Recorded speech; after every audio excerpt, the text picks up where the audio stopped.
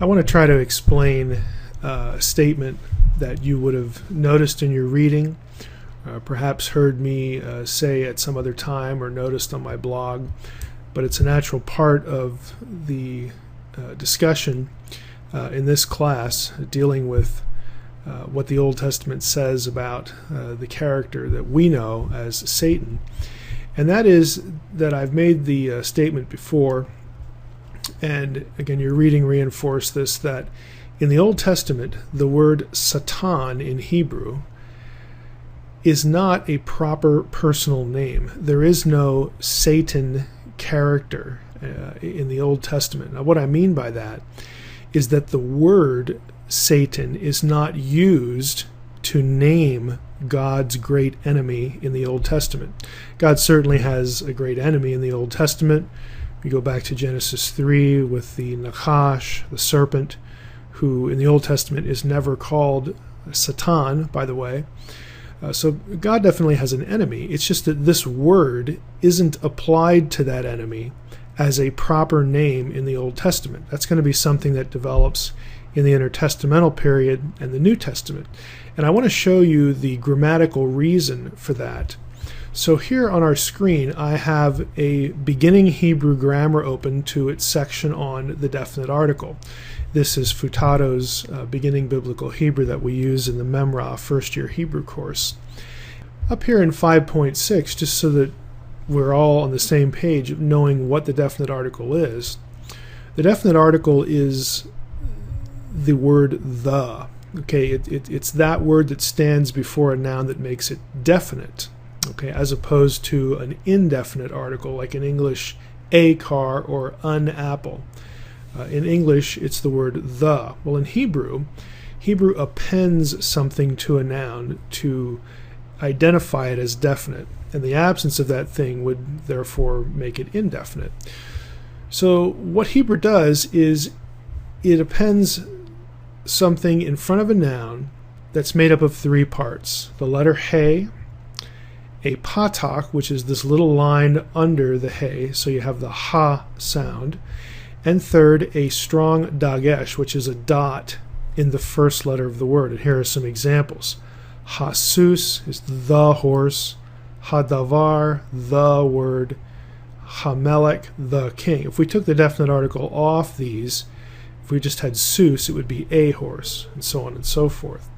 Now when we get to guttural letters, there are 4 guttural letters in Hebrew plus resh, you won't get this dot, and I'm not going to bother taking you through that section, just so that we have a basic understanding of what the definite article is. Now I'm going to switch to a Hebrew reference grammar. This is the leading Hebrew reference grammar in our time anyway, and I have a section of it marked out here where Juan and Moroka discuss the definite article as it pertains to proper nouns. And you'll notice the statement right here: no proper noun of person, a proper personal noun, takes the article, not even when it has the form of an adjective or a participle. The only exception to this, and it isn't really an exception, is the phrase half of the tribe of Manasseh. Here we have ha Manasseh. A literal translation would be half of the tribe that is Manasseh, would be how you would translate that very literally. So in English it would be the half tribe of Manasseh, so the would go with the half. But we don't have a proper personal name that is called the Manasseh or the Abraham. You don't have anything like that in Hebrew by rule of Hebrew grammar. We don't do that in English either. So in other words, if I could illustrate it with a PowerPoint slide, ha, the He plus the patak with the dot, plus a noun, when you get that combination, that is not going to be a proper personal noun. That means that if we see ha, there's our dot, ha satan, then ha satan is not a proper personal noun. Now we're back here in our software, and I want to show you in an interlinear what we have going here. This is Job 2:1. This is one of the more famous examples of quote-unquote Satan in the Old Testament. This is with the sons of God. This is the prelude to the book of Job. And God and the Satan are going to have this conversation that leads to Job's suffering. We have right here, Ha-Satan. We have the He with the Patak. There's our Satan word. Now I'm going to search this lemma, in other words, all the places where Satan occurs, with or without the article, just the lemma. And I'll slide this over here, and here's what we get. Satan occurs 27 times in 23 verses, and I want you to see something. In all the passages that you would think of as Satan in the Old Testament, Satan has the article, which means it's not a proper personal noun in any of those passages. Let's take a look.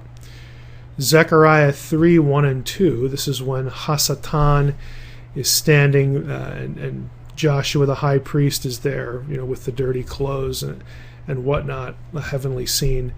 That's typically understood as Satan, God's archenemy. But if you look at the occurrences, we have Ha-Satan, Ha-Satan, Ha-Satan. It's not a proper personal name.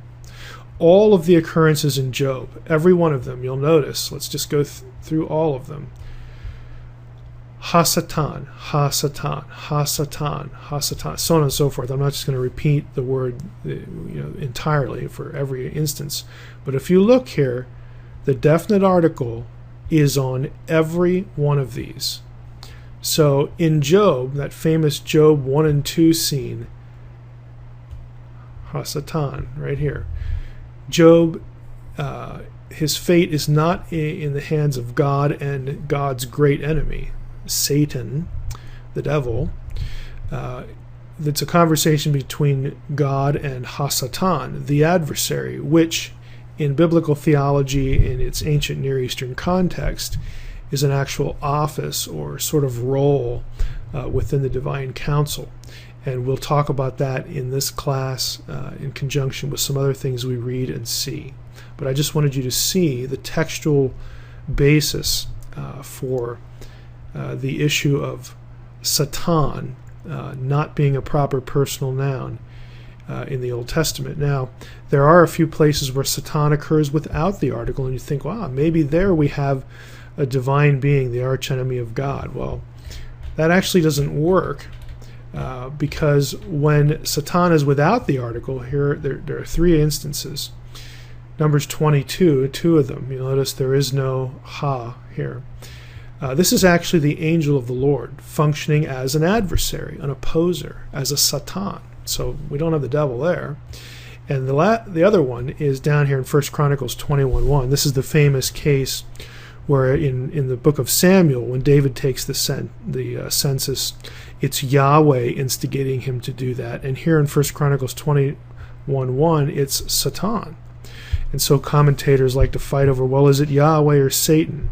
Well, it's actually Yahweh in both instances, because in 1 Chronicles 21, if you keep reading, the being that sort of functions to oppose David and punish him later is in fact the angel of the Lord, just like it was in Numbers 22. And so the reason why you'd have Satan here and Yahweh in the other passage is the writer of Chronicles associated Yahweh with this word Satan by means of the angel of the Lord, back in Numbers 22, right up here.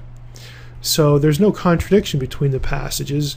You would just have to detect the fact that the author is referencing the angel here in an adversarial manner back down to 1 Chronicles 21:1. And the dead giveaway in 1 Chronicles 21 is the Satan is described as having a drawn sword in his hand, which is the same. That phrase is only used in the Old Testament of the angel of the Lord. So again, it's a very sound, solid textual connection between this Satan and the angel of the Lord, and of course a connection between the angel of the Lord and Yahweh. So there's no contradiction between 1 Chronicles 21 and the Samuel passage about David's census. So this is the end of our overview.